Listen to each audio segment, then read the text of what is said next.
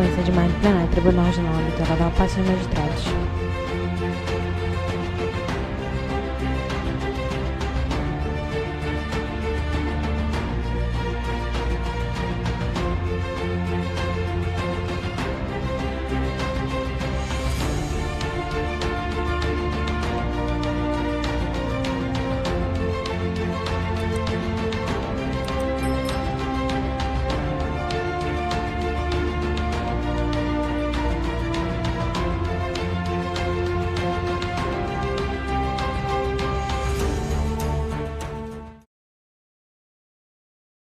Imagem ampla do plenário na tela, canto direito superior, logo do TRP direito inferior, janela de livros com intérprete.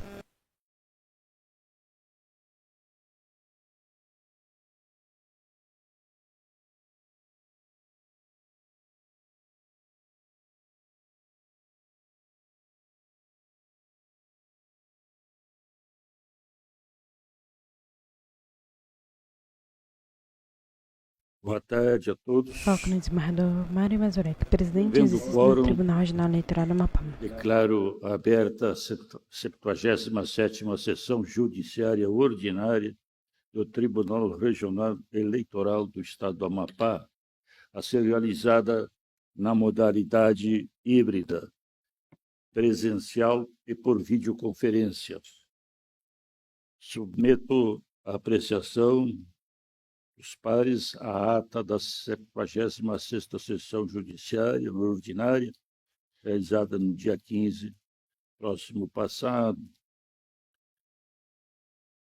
Não havendo objeção, declaro aprovada a ata. Seguindo norma estabelecida pelo Conselho Nacional de Justiça, farei a audiodescrição deste ambiente. O plenário do Tribunal Regional Eleitoral do Amapá é um salão amplo, em formato retangular, com capacidade para aproximadamente 200 pessoas. À frente do plenário, há 3 bancadas em granito cinza, com pigmentos pretos. A bancada central é a presidencial, de onde falo neste momento. E aproveito para fazer minha autodescrição. Sou um homem branco, 1,85 m de altura, cabelos grisalhos lisos. Estou vestindo terno azul e camisa azul clara com gravata escura, azul escura, e vestindo toga preta.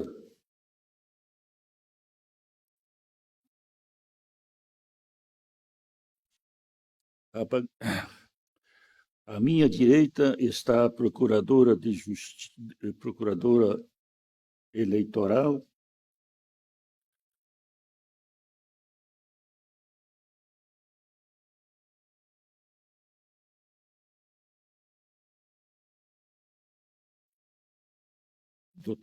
doutora Sara Cavalcante, e à minha esquerda a secretária judiciária Milena Lages.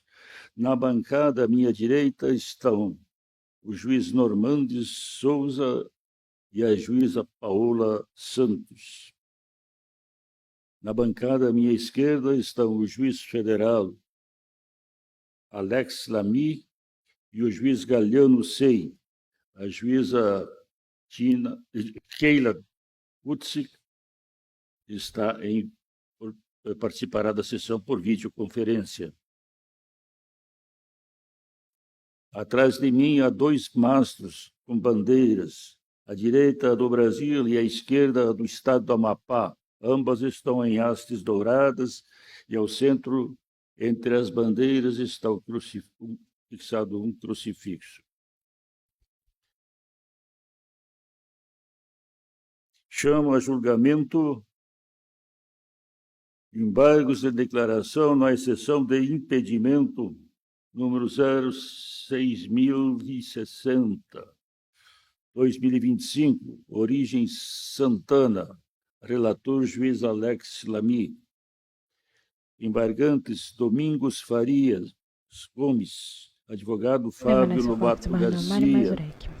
Embargante Júnior Genival Barreiros de Oliveira, advogado também Flávio Lobato Garcia, e embarcante Adilson Ferreira de Figueiredo, embarcante Elmo Carlos Moraes Cardoso, Jane da Silva e Silva, Maria Catarina dos Santos Gomes, Mila Pani Correia Fernandes, Renilce Franca Pereira, Silvana Veras Botelho, Cirlian da Costa Viana, Kelly Daiane dos Santos Purjão e Carline Regina Negreiros Cabral Nunes, embargado.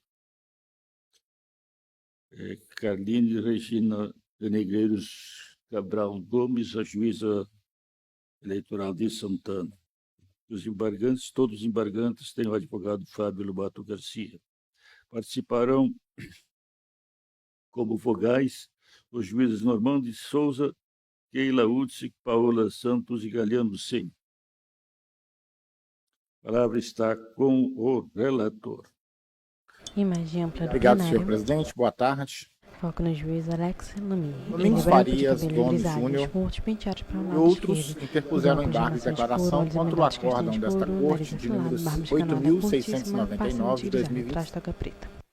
O acórdão conheceu da exceção de impedimento arguída em face do juiz eleitoral titular da 6ª Zona Eleitoral do Estado do Amapá, e a julgou improcedente.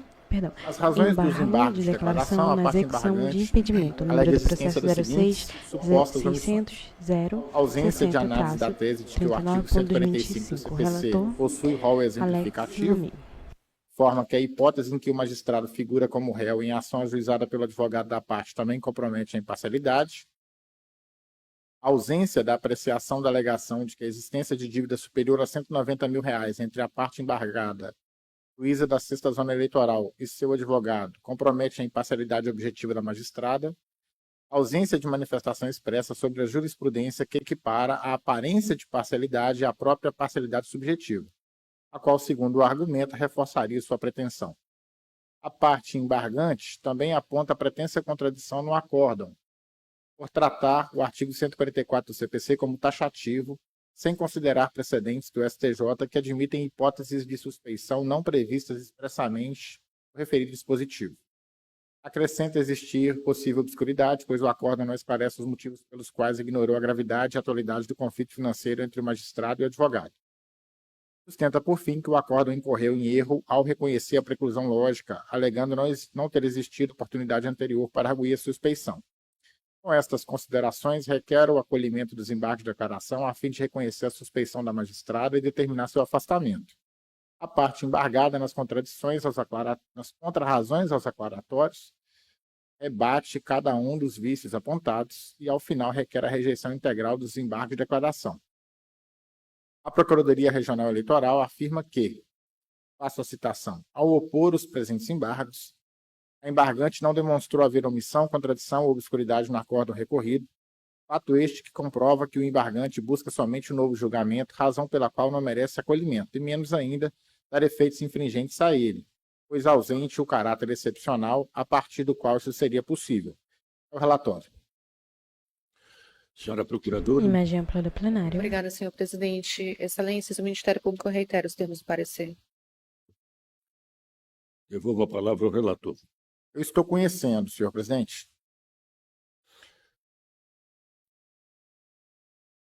Juiz Normando de Souza. É aquela situação, né? Eu estou conhecendo também, porque acompanho nesse sentido de enfrentar o mérito para dizer se é rejeitado ou não. Então, eu acompanho o relator nessa parte. Juíza Keila Utzik. Acompanho, presidente. Juíza Paola Santos. Também conheço do recurso. Juiz Galiano Sei. Acompanho o relator. Conhecidos, Vossa Excelência prossegue. O recurso em exame sustenta-se a ocorrência de omissões, contradição, obscuridade, bem como existência de erro material consubstanciado no afirmado devido ao reconhecimento da preclusão lógica. Faço assim a análise individualizada dos da presença, na verdade, da ausência dos eventuais vícios que possam justificar o acolhimento dos embargos. Primeiro, os embargantes sustentam haver omissão por ausência de análise da tese de que o artigo 145 do CPC possui rol exemplificativo, sustentando que a situação inversa, magistrado réu de ação promovida pelo advogado,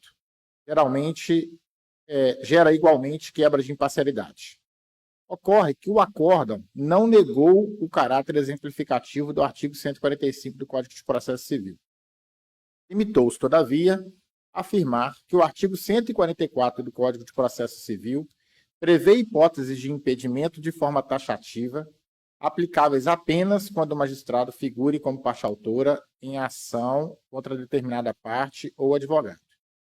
Em verdade, na linha do parecer ministerial, abro aspas, o acórdão embargado não se contradiz, mas, ao contrário, aplica a legislação de forma sistemática, fecho aspas. Assim, evidencia-se que a tese foi expressamente apreciada, inexistindo omissão ou deficiência na fundamentação do julgado. Segundo ponto, não se identifica omissão quanto à alegação de que o acórdão teria deixado de apreciar o argumento de que a existência de dívida superior a R$190 mil entre a parte embargada, juíza da 6ª Zona Eleitoral, e seu advogado, o senhor Fábio Lobato Garcia, comprometeria a imparcialidade objetiva da magistrada. Tal tese não guarda correspondência com o conteúdo do julgado, qual afirmou que a magistrada figura apenas no polo passivo de 3 ações na Justiça Comum, sua execução decorre de ações por ela ajuizadas, sem relação com a Justiça Eleitoral, sendo o senhor advogado, Dr. Fábio Lobato Garcia, credor por honorários profissionais, não havendo promoção de ação.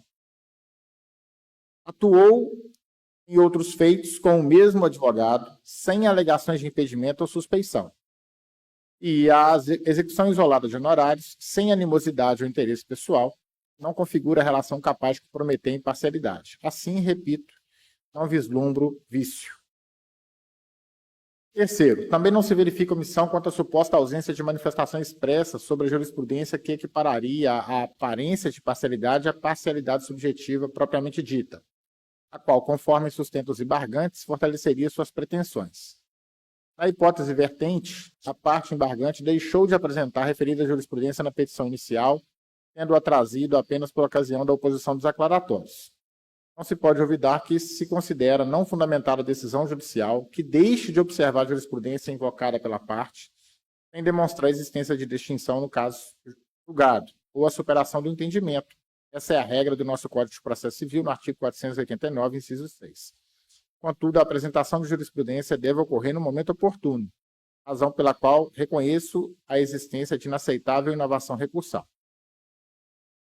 Os embargantes, sob a afirmação de contradição, quarto ponto, sustentam que o acórdão, ao interpretar de forma taxativa o artigo 144 do CPC, desconsidera precedentes do STJ que admitiriam hipóteses de suspeição além do rol legal, quando identificado o risco objetivo de parcialidade. Entretanto, a alegação não procede. Inicialmente, porque, outra vez, a questão não constou da petição inicial, caracterizando inovação recursal.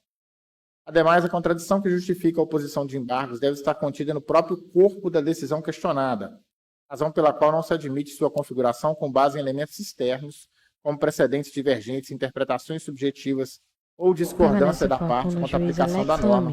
E, nesse sentido, eu cito o precedente do STJ, embargos de declaração no agravo regimental no recurso especial de número 1.954.864, origem Santa Catarina, relator ministro Reinaldo Soares da Fonseca, publicado no Diário de Justiça Eletrônico de 18 de março de 2022. Quinto, da mesma forma, é improcedente a argumentação de obscuridade. Nas lições de Fred Dier e Leonardo Carneiro da Cunha, a decisão é obscura quando for ininteligível, quer porque mal redigida, quer porque escrita à mão, com letra ilegível, quer porque escrita com passagens em língua estrangeira, ou dialeto incompreensível. No caso, os embargantes afirmam que a decisão não esclarece por que desconsiderou a gravidade e a atualidade do conflito financeiro, limitando-se a afirmar que não se tratava de relação relevante. Entretanto, conforme indicado pela parte embargada, inexiste linguagem confusa, ambígua ou imprecisa no julgado impugnado.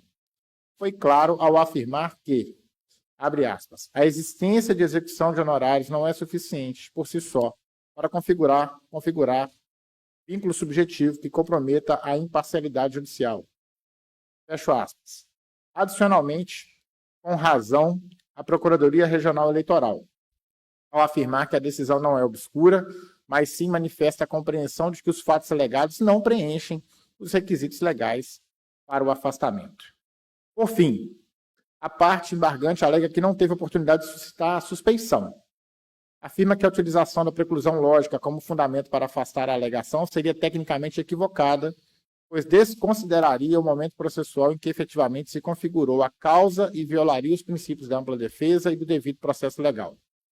No entanto, o Código de Processo Civil é claro ao fixar o prazo de 15 dias, contados da ciência do fato, para que a parte alegue impedimento ou suspeição no julgador nos termos do artigo 146, parágrafo 1º. Assim, é irrelevante se o conhecimento da causa ocorreu antes ou após a sentença. Ademais, a alegação apresentada refere-se, em verdade, à matéria de mérito que deve ser apreciada, caso a parte interessada assim entenda, por meio de recurso cabível dirigido à instância competente. Em síntese, o acórdão embargado não apresenta vícios, devendo os embargos serem rejeitados, ainda que tenham sido opostos com a finalidade de pré-questionamento. Ante o exposto, rejeito os embargos de declaração. É como voto, senhor presidente. Como vota juiz Normando Imagem ampla do plenário. Souza. Senhor presidente, eu acompanho o relator. Juíza Keila Utsi. Acompanho o relator, excelência. Juíza Paula Santos. Também acompanho. Juiz Galiano Sei. Com o relator. Eu proclamo a decisão. O Tribunal Regional Eleitoral do Estado do Amapá, por unanimidade, conheceu dos embargos e, no mérito, rejeitou-os nos termos do voto proferido pelo juiz relator.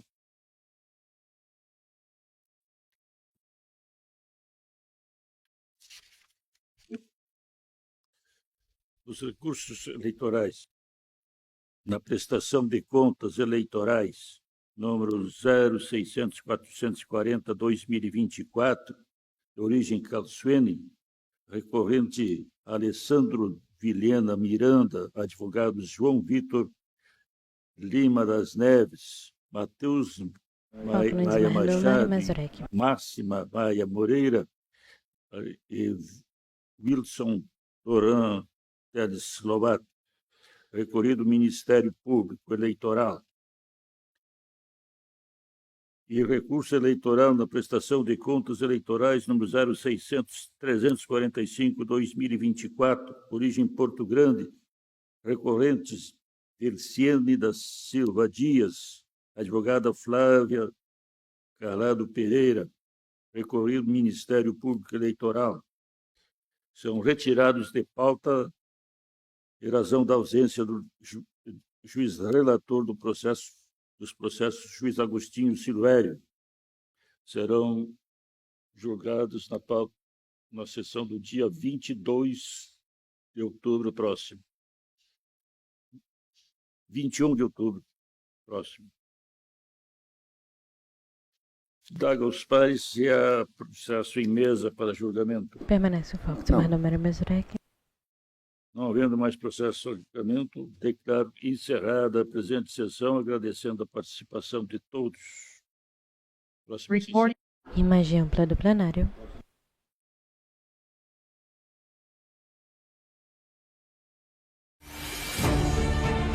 Sequência de imagem plenária. Tribunal Regional Eleitoral do Amapá, magistrados.